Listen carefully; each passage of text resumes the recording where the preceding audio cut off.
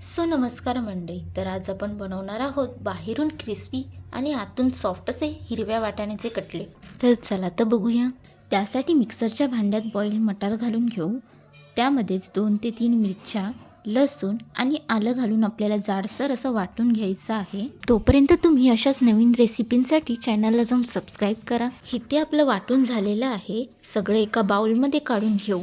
त्यातच भिजवलेले पोहे, उकळलेला बटाटा इथे मी स्मॅश करून घेतलेला आहे, ब्रेड क्रम्स, मसाला, हळद, चवीनुसार मीठ, थोडंसं हिंग, चिली फ्लेक्स, ब्लॅक पेपर, भरपूर अशी कोथिंबीर, त्यातच 2 स्पून कॉर्नफ्लॉर आणि चण्याचं पीठ ॲड करून आपल्याला छान असं सगळं मिक्स करून घ्यायचं आहे.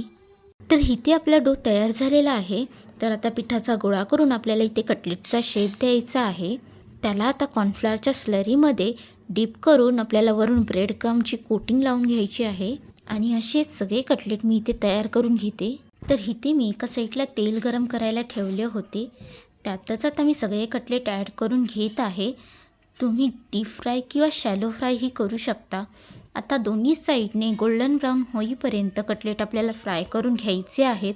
बाहेरून क्रिस्पी आणि आतून सॉफ्ट असे कटलेट आपले तयार झालेले आहे. Thank you for watching and let me know in the comment box.